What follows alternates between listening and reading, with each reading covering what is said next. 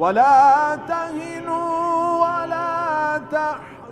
খামেনির জানাজায় কোরআনের আয়াত শুনিয়ে শত্রু মিত্রদের চরম বার্তা দেয়ার চমৎকার কৌশল দেখালো ইরান। তেহরানের গ্র্যান্ড মোসাল্লায় সর্বোচ্চ ধর্মীয় নেতার কফিনের সামনে শোক জানাতে আসছেন বিভিন্ন দেশ ও সংগঠনের প্রতিনিধিরা। সে সময় তাদেরকে শোনানো হয় আলাদা আলাদা আয়াত। সৌদি আরবের প্রতিনিধি দল শ্রদ্ধা জানাতে মঞ্চে আসলে তাদের সামনে তিলাওয়াত করা হয় সূরা আল ইমরানের ১৩ নম্বর আয়াত, যেখানে বলা হয়েছে বদর যুদ্ধের কথা।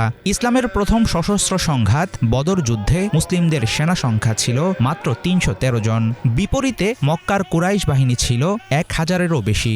এরপরেও কাফেরদের পরাজয় ঘটে। এর মাধ্যমে তেহরান যেন রিয়াদকে মনে করিয়ে দিল সামরিক শক্তি বা জোট বড় কথা নয়। আল্লাহর সাহায্যে মার্কিন ও ইসরায়েলি শক্তির বিরুদ্ধে ইরানই বিজয়ী হয়েছে।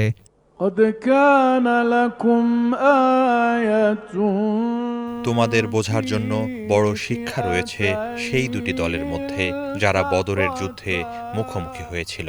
একটি দল লড়াই করছিল আল্লাহর পথে, আর অন্য দলটি ছিল সত্য অস্বীকারী কাফেররা তাদের নিজেদের চোখে মুসলমানদের সংখ্যা তাদের চেয়েও দ্বিগুণ দেখতে পাচ্ছিল। আল্লাহ যাকে চান তাকেই নিজের সাহায্যে শক্তিশালী করেন।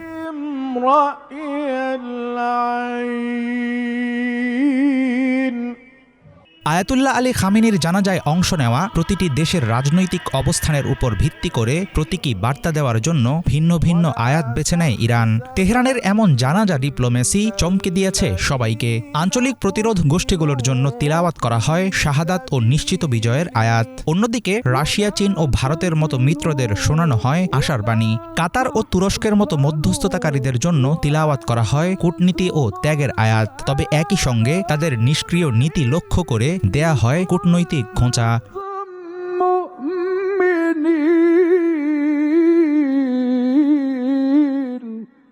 সবচেয়ে বড় ধাক্কা ছিল লেবাননের সরকারি প্রতিনিধিদের জন্য।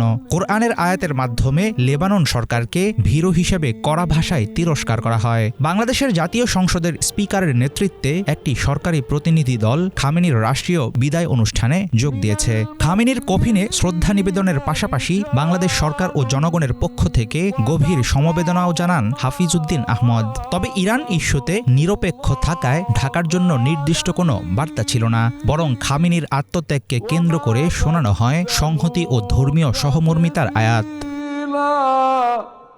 ইরান জুড়ে খামেনির জানাজা ঘিরে ব্যাপক আয়োজন কেবল শোকের অনুষ্ঠান হিসেবেই সীমাবদ্ধ নেই। কোরআনের আয়াতকে হাতিয়ার বানিয়ে সৌদি ও লেবাননের মতো প্রতিবেশীদের চরম বার্তা দিচ্ছে তেহরান। রাশিয়া, চীনের মতো পরাশক্তিদের পাশে রেখে কূটনীতির চালে যেমন বাজিমাত করছে, তেমনি কাতার ও পাকিস্তানের মাধ্যমে ওয়াশিংটনের সাথে আলোচনার দরজাও খোলা রাখছে মুজতবা খামেনির প্রশাসন। সংঘাত, কূটনীতি কিংবা দর কষাকষি সবখানেই ইরান বুঝিয়ে দিচ্ছে শীর্ষ নেতাকে হারিয়ে তারা দমেনি, বরং মধ্যপ্রাচ্যের ভূ রাজনীতিতে এখনও তারা আছে চালকের আসনেই। হাফিজুল ইসলাম, বাংলা ভিশন।